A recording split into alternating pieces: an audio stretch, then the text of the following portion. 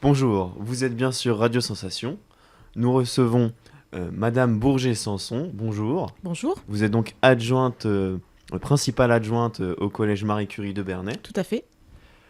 accompagnée donc des élèves de la mini-entreprise Cryptodiem, Lou Butel, et vous êtes bonjour, vous êtes Bonjour, directrice de production. directrice de production, accompagnée de Baptiste Baudouin. Bonjour Baptiste. Et vous Bonjour. êtes designer. C'est ça. Nous les recevons pour la suite de notre mag éducation et entrepreneuriat. Alors, Baptiste, Cryptodiem, comment vous avez déterminé le nom de cette mini-entreprise ? Ça veut dire cryptodiem, date cachée en latin. On a pris un peu comme ça pour le calendrier. Parce qu'on a pris un calendrier un peu perpétuel. Et donc, c'est le nom du produit vendu, mais en latin. Voilà. Et qu'est-ce que vous avez appris grâce à cette mini-entreprise Comment ça se déroulait, la responsabilité que ça nous fait prendre, la conscience. Et qu'est-ce que ça a enrichi chez vous, au-delà donc des connaissances de l'entreprise ? On a plus de l'oral. On a plus de compétences pour parler à l'oral. On apprend beaucoup de choses. On découvre plein de choses nouvelles qu'on n'avait pas avant. Et de quelle manière vous les aidez à atteindre donc, ces améliorations donc, Alors ce sont surtout les deux enseignants qui les encadrent, qui leur permettent d'atteindre ces nouvelles compétences. L'intérêt majeur de la mini-entreprise pour nos élèves, c'est de mobiliser des compétences qu'ils peuvent ensuite réutiliser au sein des enseignements, on va dire, plus communs, français, mathématiques, ce genre de discipline. Et puis, ça leur permet de travailler aussi sur l'estime de soi. On améliore aussi, grâce à cette option, l'éloquence des élèves. On voit une vraie progression entre le début de leur investissement dans la mini-entreprise et la fin de l'année où ils sont capables de parler devant tous les élèves du collège ou presque et expliquer leur projet. une véritable évolution donc. Exactement, ouais. Très bénéfique pour nos mini-entrepreneurs. Et d'où est venue cette idée de mini-entreprise basée sur un calendrier perpétuel donc ?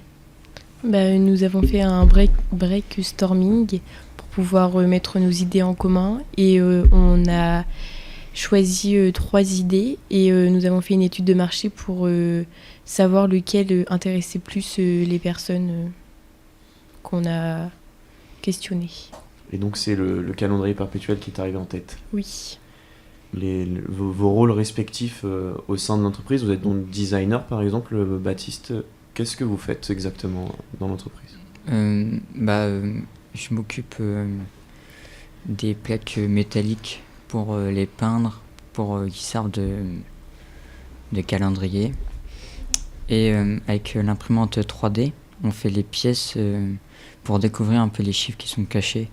Du coup, je m'occupe un peu de la technique avec l'imprimante 3D, vu qu'il faut passer sur un ordinateur pour le faire avant. Faut le programmer et tout, et voilà. Et donc vous êtes designer très ancré dans la production donc, et vous êtes avec la directrice de production, donc quel est votre rôle vous vis-à-vis de ça ? De les aider sur le projet et d'être là et puis de leur dire ce qu'il faut faire et de les aider quand ils ont des difficultés. Très bien, donc de superviser finalement Oui. le projet. Donc, on l'a dit, vous essayez d'accompagner les élèves, notamment grâce à l'aide de leurs professeurs. Comment s'en sortent-ils en ce début d'année 2020 ? Ils s'en sortent très très bien. Dans le projet, ils ont pu nouer des partenariats, notamment avec les élèves du collège Le Hameau au niveau de la section d'enseignement adapté, puisqu'ils travaillent en collaboration avec eux pour les plaques. Ils ont pu nouer aussi des partenariats avec une grande enseigne de supermarché de la ville de Bernay pour tout ce qui est financement de la peinture. Et ce partenariat se poursuit aussi, puisqu'ils vont même obtenir un petit point de vente de leur calendrier perpétuel à la fin de l'année scolaire dans cette grande enseigne. Donc à l'intérieur donc, du magasin. Tout à fait. Et qui se charge de mettre en place ces partenariats? Ce sont les élèves eux-mêmes? Les élèves eux-mêmes, je pense que vous pouvez en parler. Comment vous avez réussi? Nous avons contacté l'établissement par lequel on était intéressé et on leur a demandé si c'était possible. On leur a parlé de notre projet, en quoi il consistait, puis si c'était possible de les rencontrer pour leur en parler plus, mieux. D'accord, très bien. Et pourquoi avoir voulu faire cette mini-entreprise, vous, en tant qu'étudiant? Pour savoir comment ça se déroulait, ce qu'il fallait faire, voir, pour nous faire voir comment ça allait faire quand on était plus grand. Et vous, Baptiste? J'ai fait ça un peu pour découvrir de nouvelles choses, pour apprendre de nouvelles choses, faire plein de choses et tout, voilà.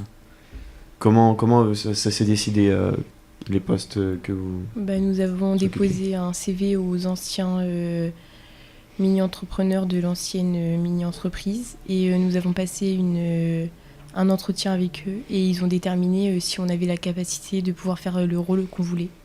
Donc c'est vous qui demandiez le rôle particulier Oui. avant même l'entretien?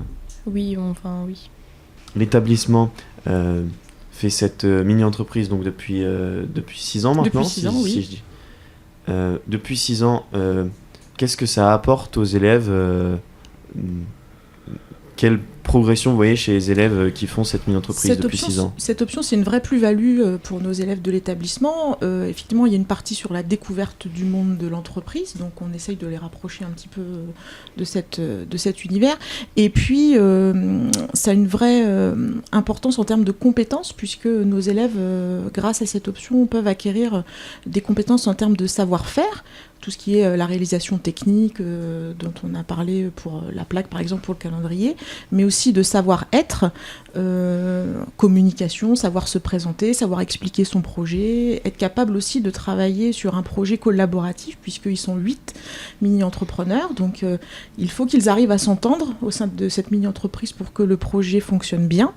Et suivre aussi un calendrier d'action. Donc ça nécessite aussi pour eux d'apprendre à être rigoureux, respecter des échéances et savoir s'organiser. Oui, donc il y a tout un côté gestion qu'on ne peut pas avoir avec des cours plus...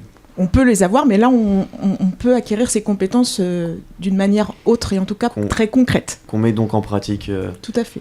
Et savez-vous combien d'autres collèges font ce type de mini-entreprise? Plusieurs établissements ont cette option, puisque la plus-value est manifeste, donc effectivement plusieurs établissements. Je ne saurais pas vous dire combien d'établissements ont une mini-entreprise, mais sur le secteur de Bernay, on a plusieurs collèges qui ont cette option. Et qu'est-ce que vous espérez pour la mini-entreprise dans le futur donc, de votre établissement? Est-ce que vous espérez qu'il y ait plus d'élèves qui y participent? Alors c'est une option qui est ouverte à un nombre restreint d'élèves parce qu'on ne peut pas accueillir un nombre important, mais c'est une option qui va perdurer déjà dès l'année prochaine puisqu'elle est prévue dans le fonctionnement de l'établissement, puisque tout le monde est convaincu de la plus-value et l'intérêt pour nos élèves.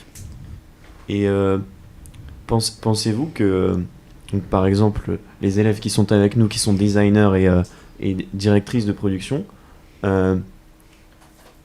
pensez-vous que la plupart de ces élèves veulent continuer donc, dans ce type de métier? Il faudra leur poser la question s'ils ont envie de continuer dans ce métier, mais en tout cas, même s'ils ne continuent pas dans cette profession, les compétences qu'ils auront pu acquérir leur seront nécessaires dans leur orientation au lycée et seront réinvesties d'une manière ou d'une autre. Merci beaucoup d'avoir été avec nous. Merci. Vous pouvez retrouver ce mag et bien d'autres sur radiosensation.fr.